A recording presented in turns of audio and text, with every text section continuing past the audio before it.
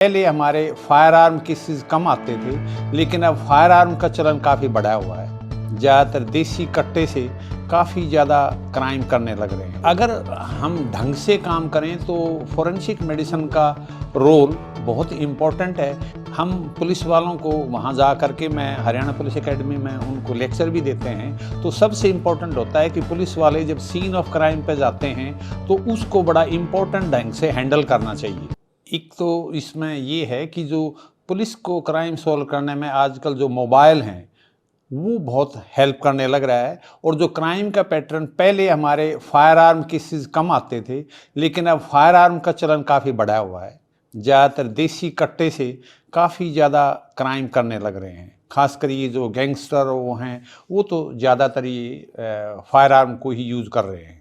इस बीच में कुछ साल पहले एक बार पॉइजनिंग का भी ट्रेंड बढ़ा था, खासकर सेल्फ हाउस और उसका, लेकिन वो अब कम हो गया है। अगर हम ढंग से काम करें तो फोरेंसिक मेडिसिन का रोल बहुत इम्पोर्टेंट है, क्योंकि जो इन्वेस्टिगेशन का पार्ट है, जब तक हम पुलिस को डिटेल नहीं बता पाएंगे कि कैसे क्राइम हुआ, मर्डर है, सुसाइड है या एक्सीडेंट है, तो पुलिस को बढ़ने में दिक्कत होती है। और इसके साथ साथ हम पुलिस को ये भी बताते हैं कि जी किस टाइम इसकी डेथ हुई है, तो जो कि पुलिस के लिए बड़ा इम्पोर्टेंट होता है, उनको स्टार्टिंग पॉइंट मिल जाता है। हम पुलिस वालों को वहाँ जा कर के, मैं हरियाणा पुलिस एकेडमी में उनको लेक्चर भी देते हैं, तो सबसे इम्पोर्टेंट होता है कि पुलिस वाले जब सीन ऑफ क्राइम पे जाते हैं तो उसको बड़ा इम्पोर्टेंट ढंग से हैंडल करना चाहिए, जो सीन ऑफ क्राइम को, क्योंकि वो बड़ा इम्पोर्टेंट होता है सीन ऑफ क्राइम।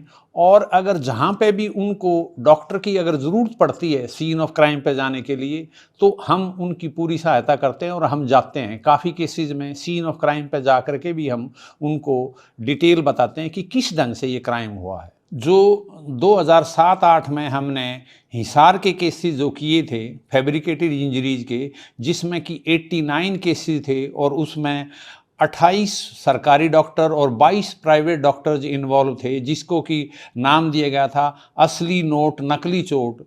वो हमने सॉल्व किए थे, जो कि बहुत इम्पोर्टेंट हमारे लिए सिद्ध हुए थे।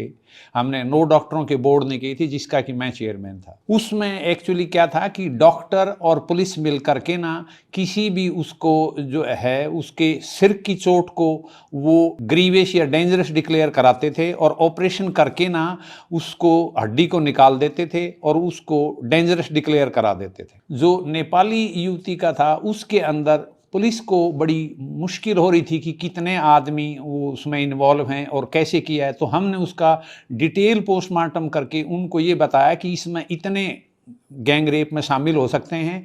और इवन ये भी उनको हमने बताया कि अगर आप इस सीमन को इसको भेजोगे तो डीएनए करके ना हम एग्जैक्ट आइडेंटिफिकेशन भी कर सकते हैं। जो ये साइंटिफिक इन्वेस्टिगेशन है, ये हमारे 50% से भी ज़्यादा इंपॉर्टेंट होती है, क्योंकि कोर्ट के अंदर जब केस जाता है तो जजेज हैं वो they give more importance to the scientific investigation, कि जो साइंटिफिक इन्वेस्टिगेशन होते हैं वो बिल्कुल पक्के होते हैं, उनको झूठलाया नहीं जा सकता, तो इसलिए वो बहुत इंपॉर्टेंट होते हैं। हम एक तो डीएनए फिंगरप्रिंटिंग कर रहे हैं, और जो अभी लेटेस्ट टेक्निक आया है हमारे पास वर्चुअल ऑटोप्सी, वो भी हम भविष्य में यहाँ पर शुरू करने वाले हैं। जब हमारा मॉडर्न मोर्ची कॉम्प्लेक्स जो 20 करोड़ का बन के लगभग तैयार होने वाला है, उसके बाद हम इसको स्टार्ट कर देंगे।